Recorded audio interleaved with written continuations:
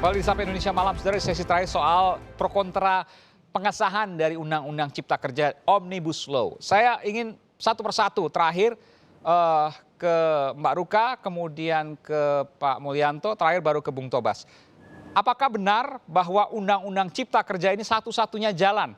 Kalau tidak, maka ketika nanti pandemi sudah berkurang dan ekonomi sudah mulai naik, maka investor akan lari ke negara lain. Nggak akan ke Indonesia tanpa Omnibus Law, tanpa Undang-Undang Cipta Kerja. Mbak Ruka.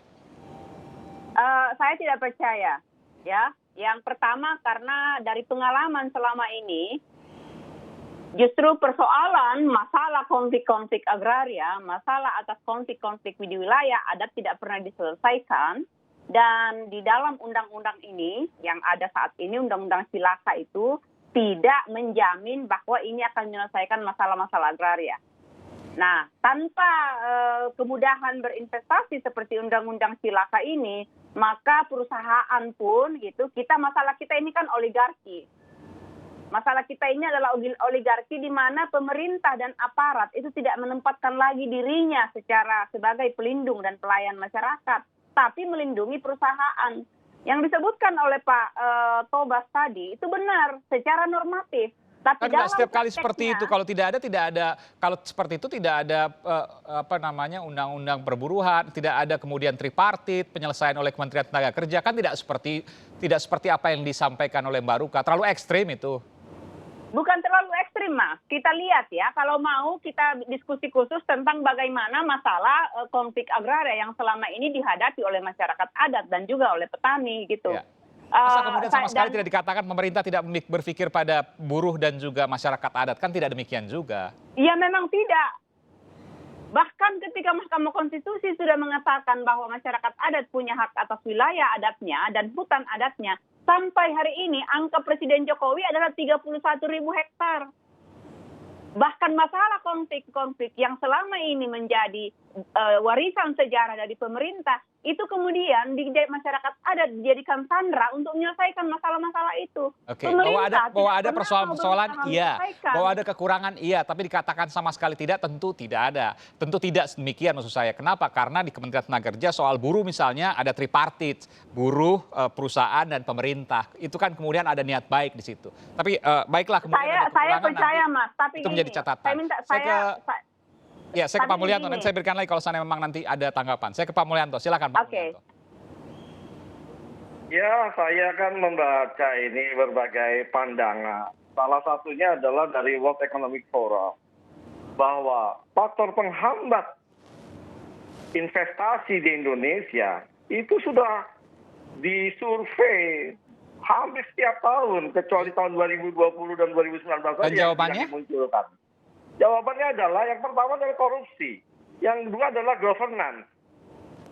Jadi pertama korupsi, yang kedua pemerintah. Kebijakan pemerintah. Itu dua hal yang pertama, yang sangat tinggi nilainya. Yang itu tidak terjadi di Singapura, Malaysia. Nah, jadi Omnibus Law ini tidak mengadres dua hal ini. Walaupun ada memang yang saya lihat cukup signifikan adalah persoalan sentralisasi perizinan melalui single OS system ya. Itu positif. Akan bermanfaat. Tetapi persoalan korupsi, tadi Mbak Ruka menyebutnya oligarki yang lebih parah lagi itu akan menghambat investasi. Ya. Dan itu kekhawatiran oligarki. Konsisten. Kekhawatiran oligarki, betul. Kekhawatiran oligarki yang kemudian bisa memperparah justru terhadap buruh masyarakat dan juga kemudian meliberalisasi dari ekonomi. Bung Tobas, apa jawaban Anda dari sini?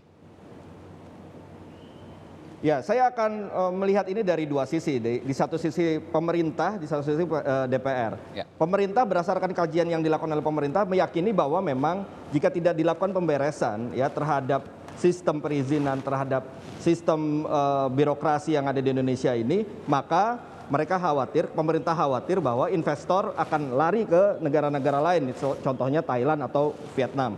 Itu argumentasi pemerintah yang kemudian akhirnya membuat seperti ini.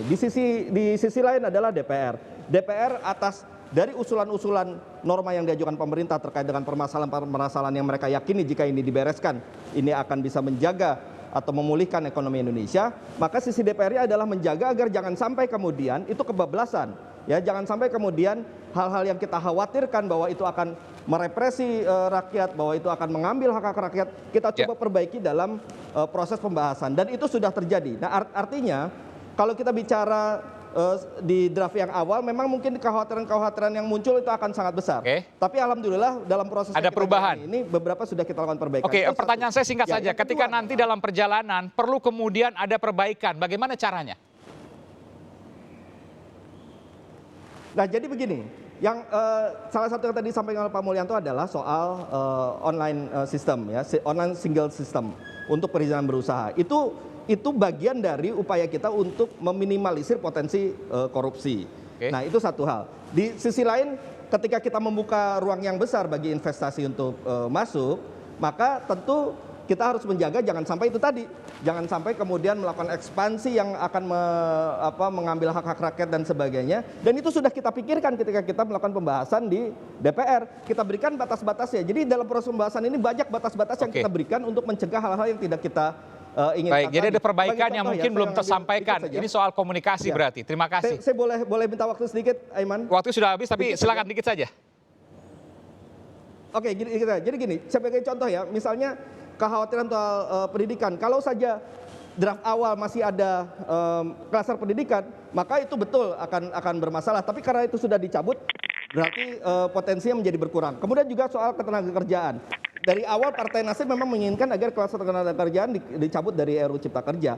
Nah, tapi tidak berhasil, karena itu kita coba kembalikan itu beberapa undang-undang existing dan berhasil, alhamdulillah. Beberapa poin-poin itu berhasil. Nah, yang memang yang paling penting adalah persoalan pesangon dan upah sektoral, upah minimum sektoral yang tidak berhasil kita perjuangkan. Oleh karena itu kita juga meminta maaf, ada yang berhasil, ada yang tidak berhasil, ya memang itulah bagian dari suatu perjuangan. Baik, dan tidak merupakan sebuah kewajiban dari anggota parlemen untuk kemudian terus menyuarakan kepentingan rakyat ketika nanti walaupun dalam perjalanan ada permasalahan-permasalahan yang harus diperbaiki. Kami tunggu nanti Bung Tobas atas apa yang kemudian disampaikan tadi dan penyesalannya, meskipun ada juga mendukung, meskipun juga ada perjuangan yang kemudian gagal, tentu dihargai. Demikian juga dengan Pak Mulyanto dengan segala pendapatnya, tentu yang bersama dengan rakyat, yang bersama dengan nurani rakyat, itulah yang kemudian mendapatkan tempat di hati rakyat. Terima kasih juga Mbak Ruka Simbolinggi dari Aliansi Masyarakat Adat Nusantara. Bung Tobas dari fraksi Partai Nasdem, sementara Pak Mulyanto dari fraksi Partai Keadilan Sejahtera PKS. Terima kasih sekali lagi, selamat malam Bapak-Bapak dan Ibu.